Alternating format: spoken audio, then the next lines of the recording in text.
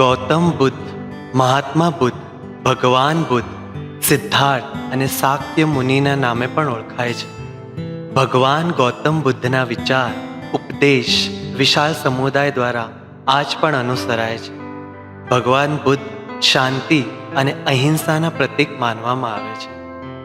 ગૌતમ બુદ્ધનો જન્મ ઈસવીસન 563માં લુંબિની, નેપાળમાં પિતા શુદ્ધોધન અને માતા મહારાણી મહામાયાને ત્યાં થયો હતો.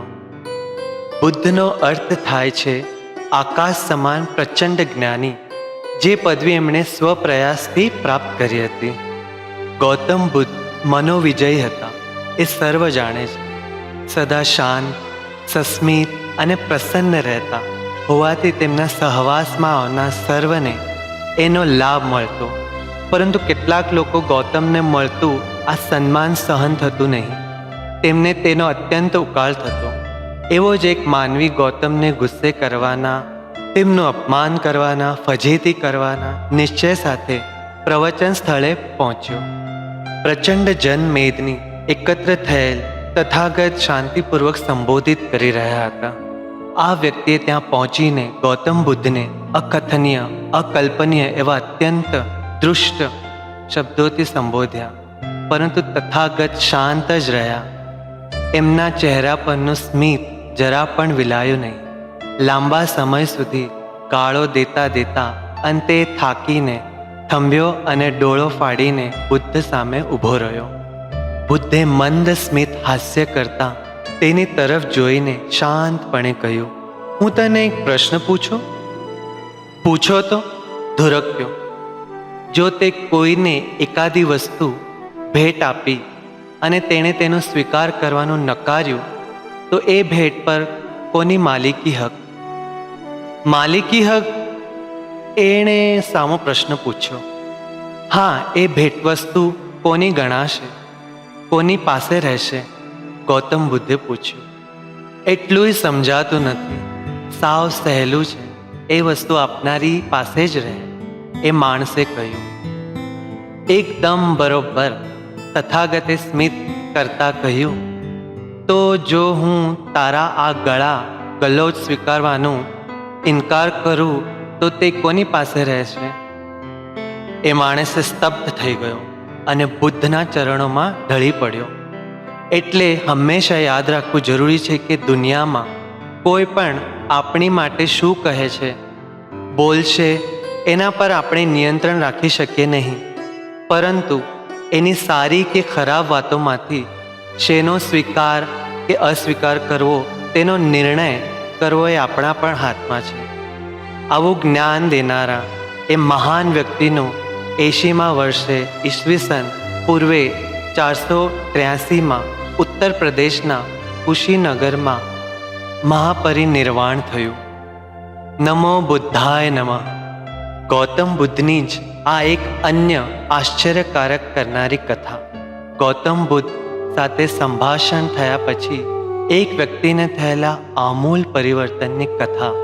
ગૌતમ બુદ્ધ અને અંગુલિમાલની, અંગુલિમાલા શબ્દ પાલી ભાષાનો અને એનો અર્થ થાય છે આંગળીઓની માળા.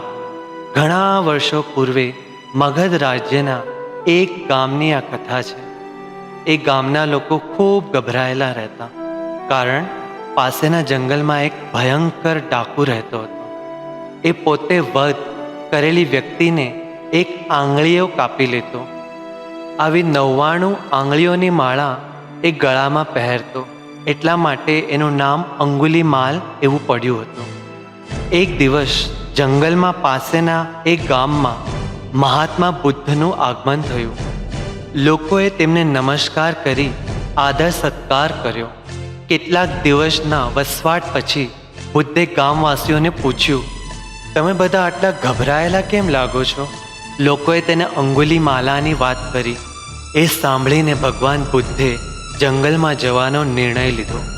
ગામના લોકોએ તેમને ત્યાં ન જવાની વિનવણી કરી કહ્યું, સ્વામી, ત્યાં જવામાં જોખમ છે, એ કોઈને છોડતો નથી.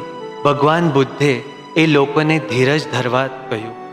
એટલે તો તમારું ત્યાં જવું આવશ્યક છે અને મારી જરૂર છે. ભગવાન બુદ્ધ વન તરફ જવા લાગ્યા. થોડા સમયમાં તેઓ ત્યાં પહોંચ્યા. સાધુ મહાત્માના વેશમાં આ એકલા માણસને આવો જોઈ અંગુલિમાલને આશ્ચર્ય થયું.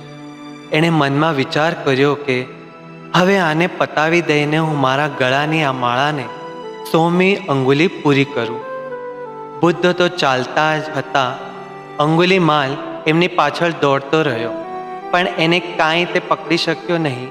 છેવટે એણે બૂમ પાડી, એ વટે માર્ગે ઊભો રહે, નહીં તો હું તને ઠાર મારી દઈશ. દેવે કહ્યું, તું મને થોભવાનું કહે છે, પણ હું તો થોભેલો રોકાયેલો જ છું, સ્થિર જ છું, તું જ સ્થિર નથી.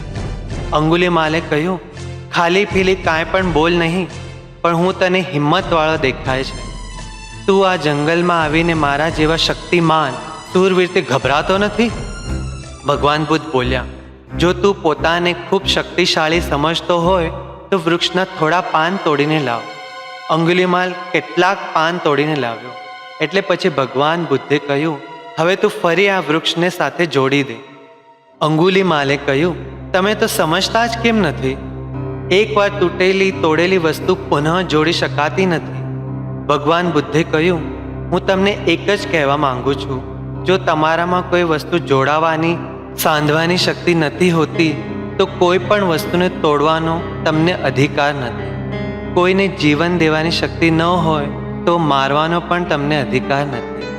બુદ્ધના તેજસ્વી અને સંયમપૂર્વક અને અધિકારયુક્ત વાણીમાં બોલાયેલા આ શબ્દોએ અંગુલિમાલ પર ખૂબ પ્રભાવ કર્યો. એણે તે ક્ષણે શસ્ત્રો નીચે નાખી દીધા અને કહ્યું, આજ પછી હું કોઈ પણ અધર્મ કરીશ નહીં. મને તમારી પાસે રહેવાની કૃપા કરી સંમતિ આપો. પોતાના ચરણોમાં નતમસ્તક થયેલ અંગુલિમાલને ભગવાને ઉઠાવીને પોતાના સાનિધ્યમાં સમાવી દીધો. અંગુલિમાલે સંન્યાસ વ્રત સ્વીકાર્યું. બૌદ્ધ યોગ્ય માર્ગદર્શન મળે તો માનવી દુષ્કૃત્ય છોડી સુમાર્ગે આગળ વધે છે.